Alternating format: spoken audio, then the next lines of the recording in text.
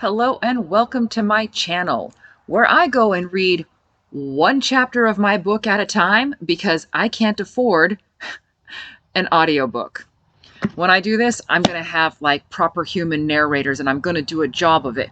But at the moment, I can't.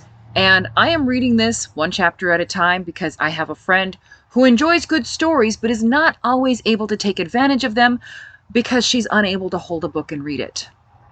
So I'm doing this for her, and this is wholly unedited. If I make mistakes, if I make funny faces, it's in here just for my friend's enjoyment. So I'm so glad you've decided to join me. I know there's a lot of other places you could be.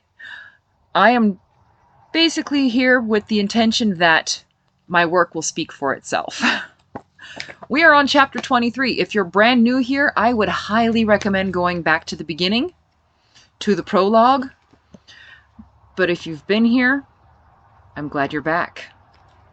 So this is The Rebels by Nadia Sayapin, and we are on chapter 23. We had maybe 30 minutes of light left, and were checking out another small house to the north of the road we were to meet Dereva and Phoenix on.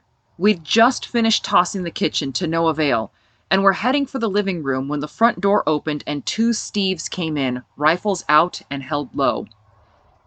We all stared at each other, shocked. Then their rifles came up. I hurled myself backwards, shoving River through the door as I pulled a handgun from a thigh holster. For a moment, I felt like such an Old West gunslinger, until Steve started firing, and healthy fear took control instead. "Go, go, go!" I screamed, shoving River toward the back door. We raced out of the house, the sacks of goods we'd collected abandoned in a corner, heading north towards the hazelnut orchards that covered the land for acres. I heard one of those damn chimeras roaring to life behind us. "Across the rows!" I yelled. River needed no urging, leaping the low hummock of dirt that marked out a row whilst ducking to avoid the branches of the trees. Our only hope lay in evading them until full dark, roughly an hour away. In Bad Guys Are Hunting You time, that's about a year. In 3 strides, we leaped another hummock, followed by 3 more strides. Lights flashed behind us, an engine roared, and crashing sound signaled the truck entering the orchard. River glanced back and stumbled. Without pausing, I grabbed the back of her jacket, yanked her up, and bellowed, "Run!" Steve's machine gun fired, an added incentive we really didn't need. We were already running like Tom Carrington waited for us at the finish line. Ahead of us rose a line of taller trees, oak and firs, whose roots were sunk in a gully snaking through the farmland. If we could make those trees, our survival rate might rise as high as 1 in 1,000. Yay, us! We veered to make directly for the relative safety of the trees. Behind us, a groaning engine, the sounds of a car in distress, and branches snapping like gunshots had me smiling through the aching lungs and burning breath. The trees were narrow and low, so Steve had to force the truck through 2 small gaps if they wanted to keep us in sight. We widened the space, since adrenaline and imminent death are fantastic motivators, and the ground took a slight downward turn. Every step jarred, and my chest heaved like bellows as I leaped the last hummock, and exited the orchard. The machine gun worked overtime, but the poor lighting and the fact that we bobbed around like corks in a stream meant their aim was about as accurate as a stormtrooper's. We'd probably be in more danger if they deliberately aimed 5 feet to our left. I couldn't hear the sounds of gunfire, not over my own breath, but I saw the damage as twigs and dirt flew, peppered by the spray of bullets. The land turned sharply downward, giving us a bit of added protection. 10 steps down the slope, ancient sheep fencing blocked the way. River checked her stride, preparing to stop and climb it, but I had a theory, and it'd take a lot less time than climbing a flimsy fence. "Don't stop!" I increased my speed, and when the fence stood 1.5 yards away, the top of it level with my knees, bless those slopes, I jumped, tucking my knees to my chest. I cleared the fence and landed hard, rolling forward to pop straight back to my feet. "Fucking parkour, woman!" River took 2 steps back and followed, jumping with more confidence than I'd managed with my theory. It's one thing to see it done on vids and movies, and an entirely different thing to realize you could do it too. I risked a final glimpse behind us before entering the grove and saw several Steve on foot at the top of the hill.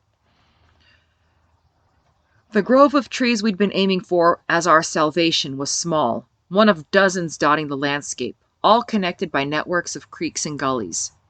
It wasn't ideal, but the trees were tall, the undergrowth thick, and beggars get out of sight before they become corpses.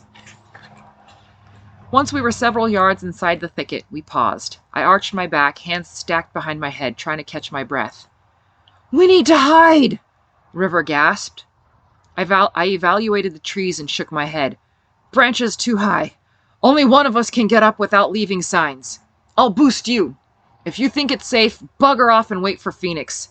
Then you can bring the cavalry and rescue me." "What?" "That tree there." I pointed. A fir tree whose lowest branch would require River to stand on my shoulders should convince Steve not to look too hard. A solid, healthy tree with thick clusters of needles. Enough to hide a person. We hopped from rock to rock, leaving no tracks. Behind us, Steve's noises grew louder. They were coming down the hill now. At the tree, I balanced on roots and rocks and braced my back against the tree. River climbed me as carefully as she could. I hissed in pain when her boot slipped and slid down my thigh. Her whispered, "Sorry," was a continuous susurration as she climbed.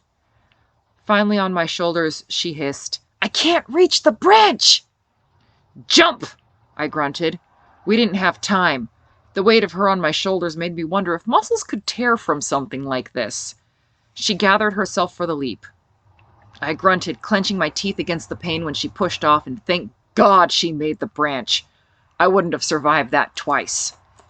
I looked up in time to see River neatly tuck her feet up and hook them around the branch. Before I'd gotten 5 feet away, she disappeared into the tree. Once I left the tree behind, I made a few scuff marks to catch Steve's attention and headed upstream, away from Salem, toward our beloved mountains. Steve had spread out, intending to trap us in a net and catch or kill us, but realistically, 6 wasn't enough to make a proper search line. A glimpse of the searchers showed a bunch of men kicking through the underbrush, peering around trees and investigating shrubs. They never looked up. A cry of pain and thrashing bushes made me smile. Sorry about that.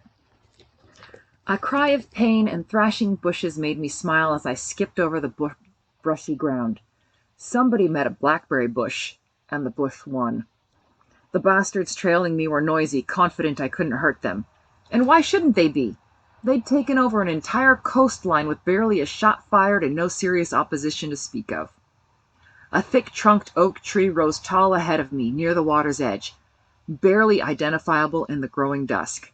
I ran to it and hid on the far side of the trunk. I looked up at the ancient giant, who hadn't even been middle-aged when the settlers first came. This probably wouldn't be the first round of conflict the oak stood silent witness to. I carefully turned my head, working my neck slowly. Rolling my shoulders back, I breathed deep, wincing at the new aches and pains, listening for my pursuers. A snapping branch said I'd better get my head back in the game. The first soldier I shot was young, barely more than 20. A pang of regret lanced through me, but I ruthlessly shoved the sentiment aside. Who had time to think and feel guilty? The shot rang out, a beacon, and men shouted, crashing through the underbrush.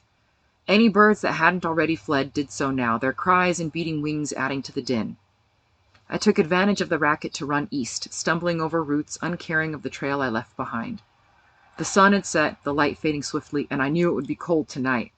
All I had to do was outlast them. I fired random pot shots as I retreated and was rewarded with a cry of pain for my efforts. At the next spot I stayed put, waiting for the light to fade a little more. The grove was thinning, showing the creek winding through a gully thickly covered with small bushes and brambles. Too hard to get through, impossible to remain unheard. A shiver racked me, a combination of cold and adrenaline, and I cut my fingers around my mouth to both warm them and hide the breath becoming more visible as the temperature dropped. Steve moved in, slow and inexorable, shooting anything that rustled. Assholes. My shoulders scrunched around my ears, and I smiled even as I grimaced. Last time I'd ever let someone jump from my shoulders. Fear had taken a backseat to fun. I'd long since learned that death wasn't the worst thing out there. I might as well enjoy the ride.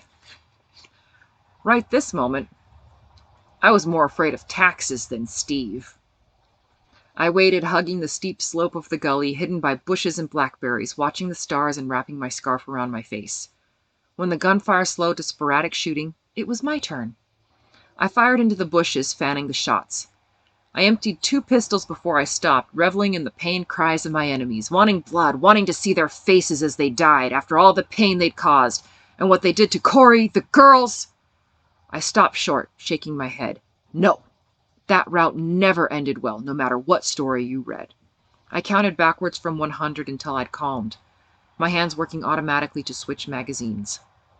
With a better grasp on reality now, I took a couple more shots, then began creeping backwards. Behind me, up the steep slope on my left, the hazelnut orchard ended and a field of rye began. The grass was short, planted in scrubby rows, but tall enough to hide a belly crawler on a moonless night. My pulse pounded in my neck, my breath barely muffled by the scarf. As I climbed, a gentle breeze came in from the south, bringing a whiff of moist air. Most importantly, it helped to mask my movements. As I crawled, I holstered the Glock and drew the hunting knife I'd taken to carrying after that incident with the cougar. Theoretically, I knew of some ways to kill a man quietly, but I hadn't stabbed anyone since the creepy bureaucrat. I hoped if my life was on the line, I could do the job. I held my breath as I snaked over the edge and into the rye field, praying I wouldn't get shot in the ass. Phoenix would never let me hear the end of it. A branch snapped, the sound subdued by the wind, and I flattened down. I lay 2 or 3 yards into the field and hoped it was far enough. 2 soldiers thrashed through the thick brush in the creek, following it east. I sniggered, listening to the cursing, imagining the blackberry canes catching on exposed skin and rasping over their clothing. I held my breath as more booted feet tramped into the field where I lay. The only good thing is those assholes didn't dare use a light. They couldn't know where I was, or if there were more of us, not after I'd hit a couple of them. I pressed my face into the mud, resisting the insane urge to look up, and cursing the fact that 2 nights in a row I was stuck, hiding in mud. I twitched a shrug. Better learn to like it, considering the task I'd set. Tonight's mud was better than last, at least, stickier and not as wet. Most of the damp stayed on the outside, no trickles of water seeping under my clothes yet. I grimaced into the earth. I now had a rating system for mud. Fan-fucking-tastic. I cracked one eye open, then risked twisting my head slightly to peer through the short grass just above my head. One man stood maybe 15 feet away, staring out over the field. 2 more were following the edge of the grove, making their way back to the truck. That left 1 unaccounted for. The one I'd shot earlier? I forced myself to breathe evenly and deeply, listening to the progress of the 2 men in the creek as the sounds of their passage slowly faded. I came to my senses quickly, with no idea how long I'd been out. My entire front was cold and wet, the mud and damp oozing through the layers as I dozed. My eyes flew open. Dozed? Had I really gotten comfortable? Shit. I rolled one eye, looking for the soldier I'd last seen near me. He was still there, a darker silhouette in front of skeletal branches. He'd moved, standing closer now, and I had the vague memory of him pacing. I'd been bored listening to him shift, and I'd fallen asleep? I nearly moaned trying to move. My neck! My shoulders! I began flexing muscles slowly, trying to warm them up. I needed to get my ass out of here, and at the rate I was going, I'd fall asleep before a shift change happened. I still clutched the knife. I'd slept holding it and couldn't put it away without raising my silhouette too much. It was a good knife, meant for survival, with a full tang and a 6-inch drop-point blade. My favorite style. I'd found it in the Laird's armory while I'd been recuperating from the cougar incident, liked it, and took it. Now the heavy weight of it in my hand reassured me. Over the next hour, every time the guard paced, turned, or looked anywhere but in my general direction, I moved. Cautiously, slower than a snail, easing backwards in the row on fingers and toes, then sliding over a hummock of rye into the next one. I hated shit like this. An eternity later, I lay so close I could have touched his ankle. I clenched my hands repeatedly, pretending they weren't trembling. The sentry blew on his hands to warm them in their gloves, rubbing them briskly. Idly he turned, staring up at the sky, and as he moved, so did I, standing abruptly. One hand clamped over his mouth, and the knife in my left hand drove up under his chin before I even started thinking. There was effort, but only as much as it would take to knock a man down. My thumb pressed so hard against his throat, so tightly I could feel it working spasmodically before his weight became too much and he fell, pulling the knife from my hand. I crouched to retrieve it, grasping the handle and bracing my right hand on his face. His bones were fine, and I realized how young he was. Just a kid about Peter's age. I gently tugged on the knife, and my stomach turned. His cheek dug hard into my hand, his skin cooling rapidly. His jaw moved slightly with the motions of the blade, and I puked, leaning forward and retching, some of it splashing onto the soldier's body. Steam rose from the meager puddle, and I spat, wiping my mouth on my shoulder. Squeezing my eyes shut, as if that would help at night, I yanked. The knife didn't move, and I panicked. The knife buried in a boy's brain. I jerked on it frantically, finally freeing the blade and drawing it out. My stomach heaved again, and I retreated back towards the grove, away from the still lump that used to be a human being. I settled just below the rim of the hill, rocking slightly and offering myself all kinds of justifications on why I should live and he shouldn't. They rang hollow, and it all boiled down to one thing. In that moment, I was marginally better off. Luck, skill, who knows? Whatever it was on my side at that moment. But it might not be for long. Not if I stayed in one spot. I had no idea how long until sunrise, and there was no safety here. I wiped the blade carefully on a clump of grass, drying it on my pants. It left a black stain on the grass. I swallowed, sheathed the knife, and turned resolutely away. 2 down, 4 to go. I stepped carefully, walking parallel to the rim, with my head barely showing over the top. It was slow going. I constantly tested the ground before giving it any weight, terrified I'd step on a stick and give myself away. Once I passed a few hazelnut trees, I crept over the rim and back into the orchard on hands and feet. At a tiny sound, I dropped to my belly, ears straining to fixate on the point. There! 3 trees ahead, 2 to my right, towards Salem. A figure shifted. I muffled my breathing against my arm, grateful the night was too warm for frost. The clouds shifted briefly, letting moonlight flood the orchard and revealing the sentry I'd spotted, and another one 100 yards away. My heart thumped painfully, and I buried my head in my arms.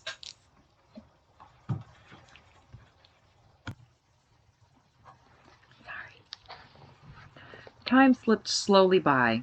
The clouds moved in again, and I was so happy with the darkness that I didn't even mind the light drizzle accompanying it. Approaching this sentry was easier. The rain hid any noise I made, and he stood with his shoulders hunched, plainly unhappy to be outside. I clamped a hand over this poor sod's mouth and drove the knife in under his chin, just like the last one. Why is it that time slows down in the unpleasant moments? What I wouldn't give to forget the feel of a man dying in my arms. The knowledge that I'd done that to him. The belief that it was necessary. The knife came out smoothly this time, and though my empty stomach didn't have anything left to reject, it tried. I bit my lip, the pain helping me keep my stomach in place. As I straightened, the clouds parted again, and I quickly whipped the helmet off the soldier and slapped it on my beanied head. A shout from Steve to my right had me dropping to a crouch, knife still in hand, the other one pulling a Glock. But the soldier waved towards the rye field, where the other guard should have been. Was he motioning me toward the field or away? The choice was taken from me when the man ran over to me, still shouting, and froze 30 feet away. I looked down, then back up at him. My ragtag clothes didn't look anything like a uniform, much less their uniform. I smiled weakly and shot the man before he could raise his rifle. More shouting ahead of me, and I ran towards the noise. After all, it's not something that a right-thinking person would expect. I stumbled on the dirt mounded over the row, and had to start lifting my knees to avoid tripping, all the while ducking to keep from losing an eye. I paused to get my bearings, breathing heavily. Would I ever get used to this? I lost the helmet to a branch and ducked my head in time to avoid losing an eye, earning myself a long scratch across my face. I hadn't gone a dozen strides before shooting broke out ahead. I hit the ground rolling and came up hard against a tree trunk, expecting to hear bullets peppering the ground around me, but instead I had nothing? Shit, I hissed. River. It could only be River. Why wasn't she miles away? Fuck! 2 or 3 men, depending on whether that kid I shot earlier was dead or wounded. I moved slowly, staying to one side of the muzzle flashes, trying to figure out who was who. Stray bullets whipped past, entirely too close to my head, and I had to seriously contemplate my sanity, or lack thereof, as I ate dirt for the millionth time. A shriek rent the air, and I heard the rage in every note, leaving me simultaneously reassured and concerned. River was reaching legendary status for her mild temperament, the whole reason we considered her for our spy run. What set her off? Could anything else go wrong? Yes, it could. A giant ball of fire lit up the night sky, entirely too close to me, followed moments later by the deafening boom of an exploding vehicle, quickly trailed by a wall of heated air blasting by at the speed of a fast car. For the first time in months, my nose was dry as a bone, and I hit the ground hard, curling into the fetal position, my arms up over my head. There's no thinking in that situation, no awareness of self, no sight, no sound, just feeling. The vibrations rolled through the earth, smaller ones denoting the shrapnel peppering the ground around me. A large piece of metal buzzed past my head and buried itself in a tree the next row down, causing my stomach to shrivel, and I tried uselessly to burrow into the ground. The heat was intense, and if I'd had much skin exposed, it would have burned until, suddenly, it ended. The flames shrank, looking like a homely bonfire as they danced merrily around the blackened frame of the truck. I climbed warily to my feet, wondering if the better part of valor in this instance was staying flat. I skulked from tree to tree until the burning truck stood a few yards away. "River!" I called. "Give me a cough if you're still alive!" "Here!" A waving hand caught my attention. She'd fallen belly down in a tractor rut, coughing. I stumbled to her, coughing harshly and trying to figure out where all my air went. "You hurt?" I dropped to my knees as she rolled up to her back. "No, just a little too close." I checked out our surroundings, looking for the rest of Steve. There were 2 large-ish lumps on the ground amongst the debris from the truck. "Ain't there a third guy, or is he dead already?" "He is now." The glint in her eye made me think this was personal. Very personal. Okay. I hoped she'd be able to talk about it in the next therapy session Kestrel had. Goodness knows I'm useless. I have a hard time connecting with people. We should go before Steve sends reinforcements. That blaze is kinda easy to see. By the time Steve showed up, we'd grabbed our sacks from the house and disappeared into the darkness on the south side of the road. That ends chapter 23. Thanks so much for joining me, and if you enjoyed any of that, do feel free to find the link that I have somewhere around here. You can find the rest of the books. You can get them for yourself if you want, or you could just, like and share the video, comment. If you made it this far, I don't know, give me a truck emoji. Can you do a truck emoji? I always watch these things on my laptop. I have no idea what the fuck you can get. Anyway, thanks for joining me, and I will see you next week.